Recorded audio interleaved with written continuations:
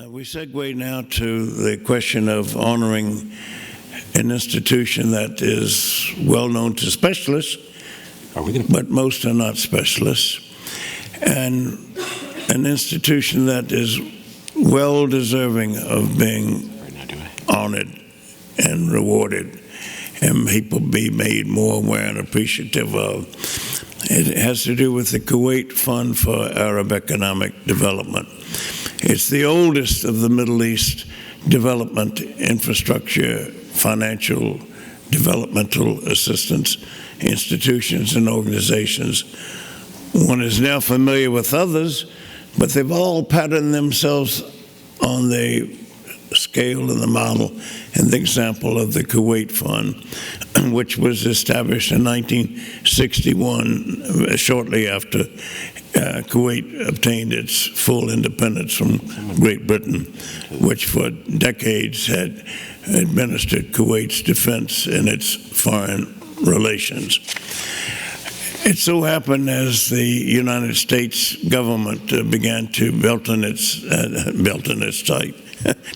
belt. How's that? Belting is tight. It's a good phrase, isn't it? Tighten its belt on budgetary cutbacks there. And 98% of America's economic assistance to the world's less fortunate went to around 5 countries, Israel and Egypt getting a third of the total, and then Greece and Pakistan and the Philippines at a time, the remainder. But the Kuwait Fund is more than 120 countries that benefit from that one organization versus mainly 5 from the United States. And if you ask most Americans on the street, how much money do you think from our government's budget goes to foreign aid, to other countries, to those, to them, to the others? And many will say 20%, 25%. It's not even 2% of the U.S. government, and yet we're the richest country in history, richest country in the world in terms of material well-being. So we have a self-image of being the world's most generous, but the facts are otherwise. If you take the following 2 frames of reference, ponder the implications of what this means and what we have, what needs to be cherished, treasured, and defended there. Kuwait has been #1 since 1961 among all world organizations, governments, in terms of the percentage of its material wealth that it shares with the less fortunate of the world. #1. We're way up there in terms of the aggregate, but not in terms of percentage of our GDP, which is 21 trillion and counting. The runner-up, the one that scares the daylights out of so many, is 18 trillion. That's China. America still has the lead in terms of research and development. More than 1/3 of all research dollars that help to improve the lives of humanity are from American research laboratories and firms. And if you take into consideration American subsidiaries, Europe, Asia, Africa, Latin America, and elsewhere, it's 40-some% of all of the research development monies that go to improve lives. Look at the technology in this auditorium. Look at the mobile phones. Look at the electronic communications. Look at the instantaneous ways of being in touch and saving lives and easing lives and making life more bearable, leisurely or productively or otherwise. If you take in terms of consideration individuals, we all have a self-image that no one is more charitable than we are. Not true. Among the world's peoples, we're 17th. Most of the European countries give more per capita to charitable causes than we do. We think we're #1. These are World Bank and IMF statistics. We're number 17. So this aspect of thinking we're #1, we, us, is the epitome of arrogance. And it's a lens, a prism, through which so many look at Americans and how Americans see themselves, but not how always others see Americans. So this Kuwait Fund has been referred to by the United States government when countries have come to Uncle Sam and Aunt Samantha and say, hey, fine fella, can you spare me a dime? We're undergoing famine at the present time. We have floods, we have earthquake, we have pestilence, we have a tsunami. Can you help? And we said, well, we just don't have it there. Call Kuwait. And one of the reasons we don't know about Kuwait and its largesse and its financial humanitarian contributions to lessen the burdens of the trouble amongst humanity is because of an Islamic value, and that is to not call attention to yourself, to be a third person singular, not a first person singular there. And during the period when Kuwait was under occupation and the victim of aggression in 1990 from August until late February, many people said no blood for oil. I took a delegation every single month for 12 months, one after the other, to Kuwait of American leaders, and virtually every one of them said, I'm ashamed of myself. I was one of those who marched in the parades of no blood for oil there. And how many knew what I just mentioned in terms of what Kuwait represented, that Kuwait would not have broadcast to the rest of the world, in keeping with the Islamic value of focusing on the other more than on the self.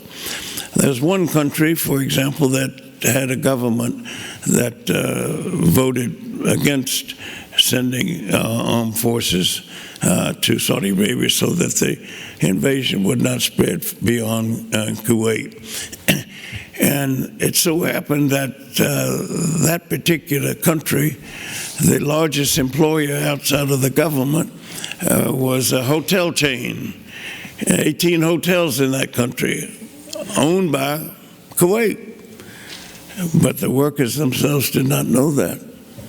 And so sometimes when you don't broadcast what you're doing, it can come back to hit and hurt you. But by and large, no. The example is, don't tell the other that I'm your benefactor.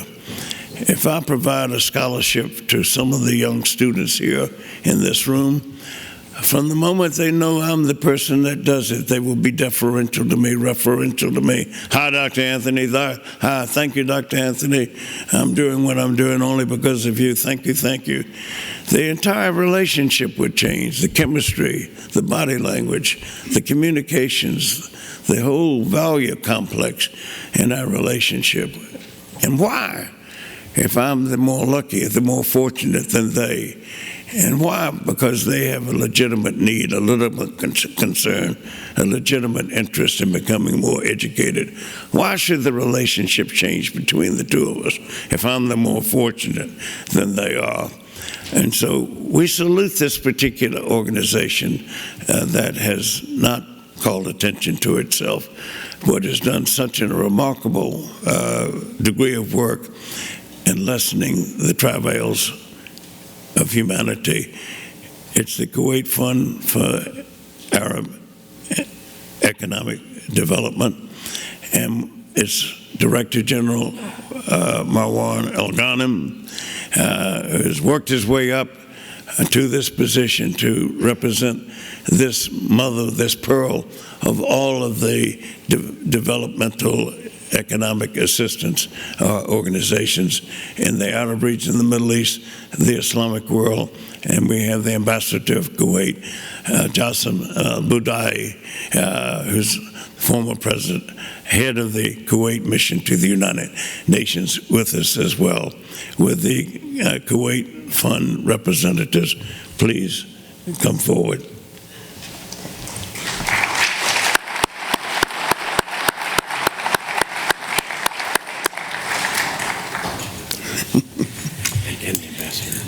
Yes, sir. Mr. Ambassador, we won't feel safe unless you're here.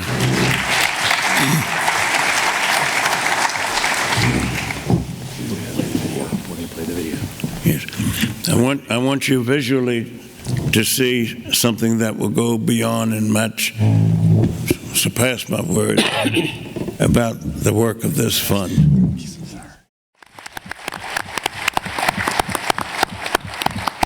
Ladies and gentlemen, we now have the privilege, pleasure, and honor of doing something we've never done before, and that is to present the first ever Distinguished Global Developmental Assistance Award to the Kuwait Fund for Arab Economic Development in recognition of its humanitarian efforts to raise and retain the standard of living of peoples and communities throughout the world. To accept it, we have its Director General, Marwan El Ghanem, to accept this award, along with the Ambassador of Kuwait, Jassim Al-Badai.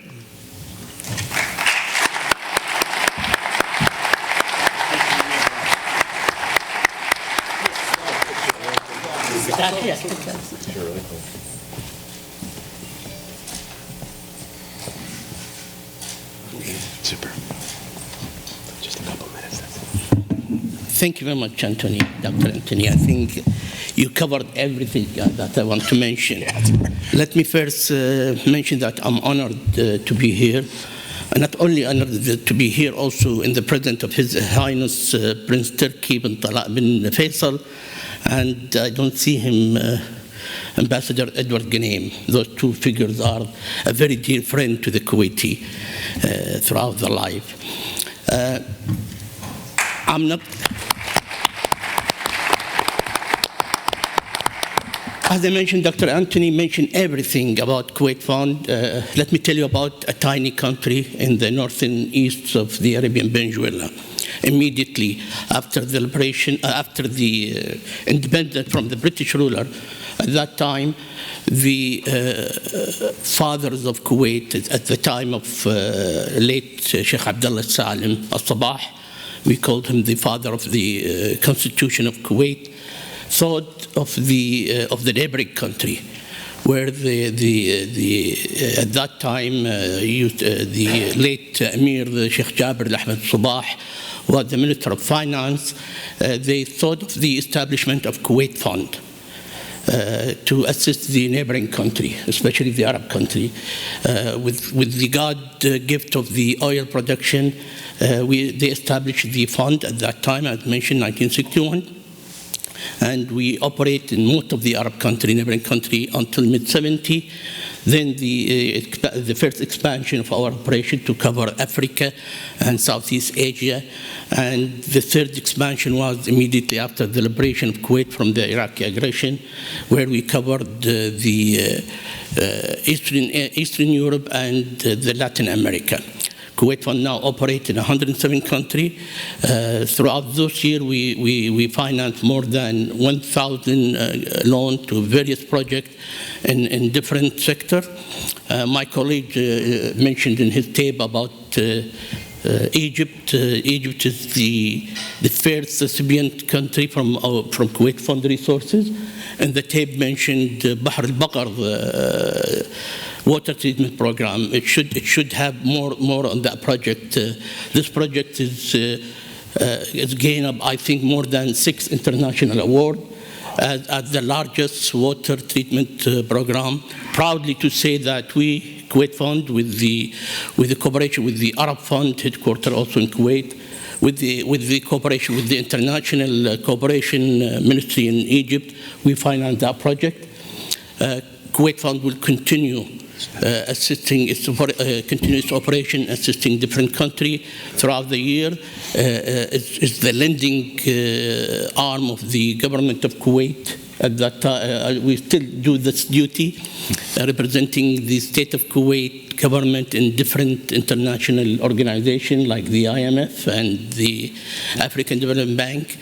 We've been in one of the first responses to the Chernobyl disaster, representing also Kuwait Fund, State of Kuwait in the Chernobyl Recovery Fund. We responded to the United States plea for the Afghan crisis, and we continue to do that. The list is a long list, to be frank with you. But once again, I'm very honored to represent Kuwait here, the Kuwait Fund, and thank you for this recognition. Thank you very much.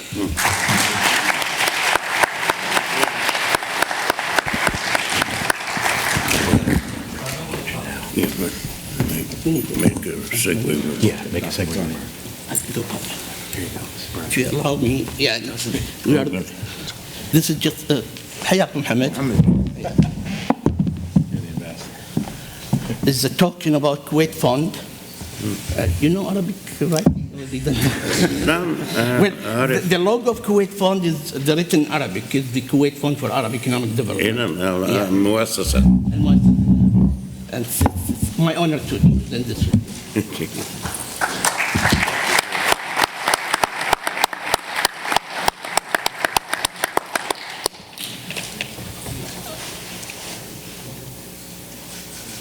Thank you very much. Great, super. Before we break for lunch, there's one segue remark here that when Kuwait was invaded and occupied in 1990, this was right when the Soviet Union had imploded. And the 77 years of efforts to spread atheistic, godless communism to other countries ignominiously failed.